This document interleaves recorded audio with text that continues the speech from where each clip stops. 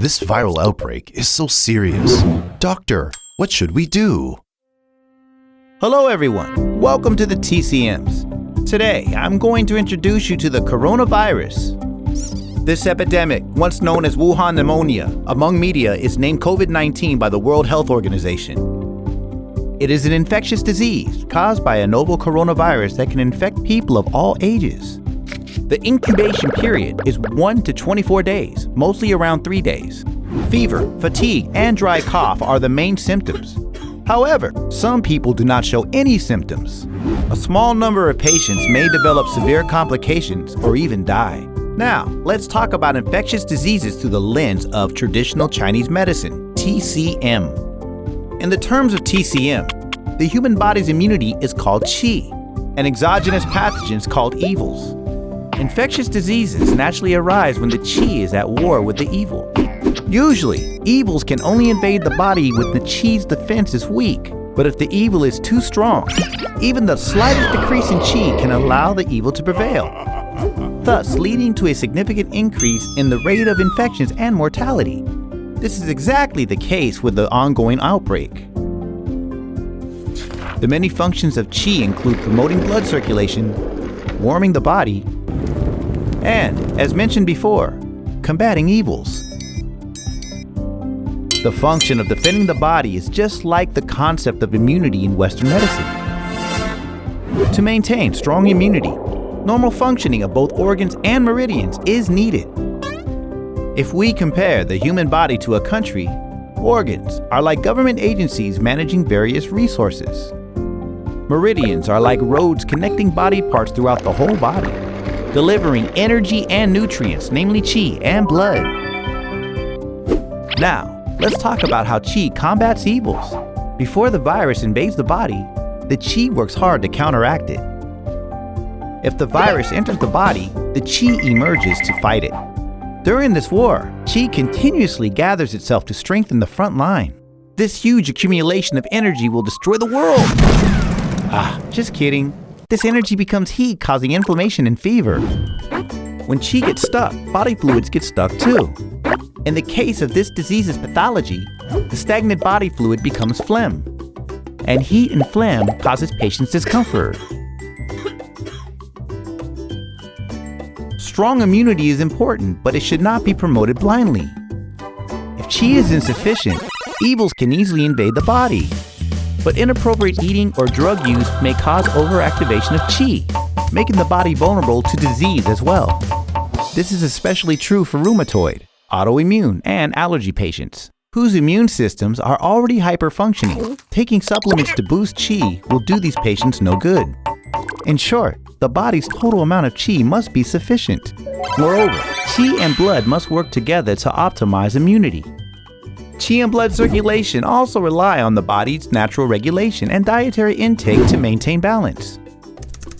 Unhealthy lifestyles will compromise qi and blood circulations in the meridians, weakening the body's defense and allowing viruses to take advantage. So, we must maintain healthy lifestyles with high spirits, a consistent routine with adequate rest, balanced diet, and exercise to achieve a state of no depletion of qi, no invasion from evils, and no emergence of disease. In addition, Chinese medicine has different preventative and treatment strategies against pathogens with different attributes. In general, SARS has characteristics of cold and dampness, and the new coronavirus are mainly wind and cold. In Eastern Asia, out of panic, some people take herbs with heat-clearing and detoxifying effects without prescription. Used inappropriately, such medicines cannot produce any preventative effects. In fact, they actually weaken the defensibility of qi, thus increasing the chances of infection and damage to the body. People should also avoid stress and unhealthy foods to prevent lowered immunity. Next, before we talk about body constitution, let's first get a sense of the TCM terms yang and yin.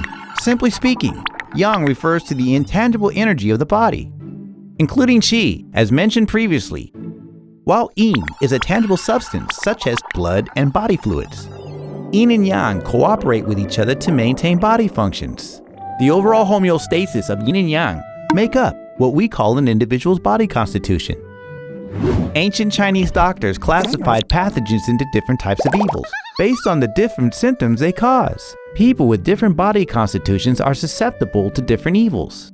For example, people with insufficient yang are vulnerable to wind, cold, and dampness, while those with insufficient yin are vulnerable to wind, dryness, and heat.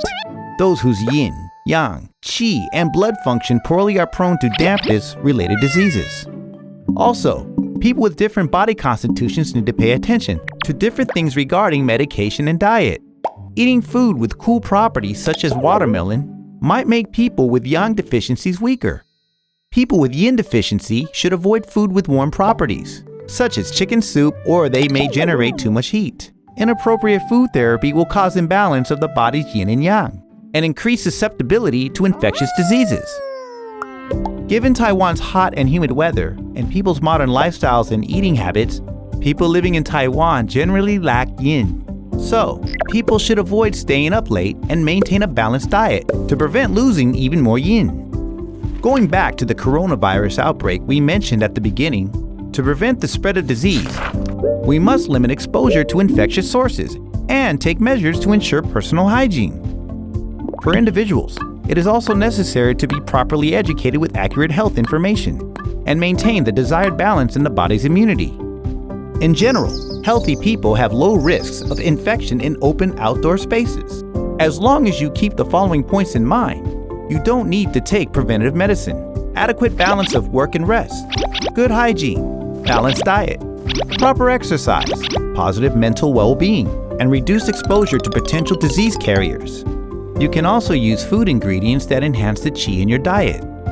For example, some tea brewed with ginger and other herbs can support the qi and help avoid infection. People with chronic diseases, or immunity, or frequent exposure to large crowds can consult TCM physicians to develop a preventive prescription based on their own body constitutions. Here is a simple and convenient prescription that can achieve the effects of enhancing qi, guarding the body's surfaces and expelling evils. Astragalus, cinnamon twig, licorice, fresh ginger, juju, and white peony. If you suspect that you are infected, you should notify the relevant institutions for isolation treatment.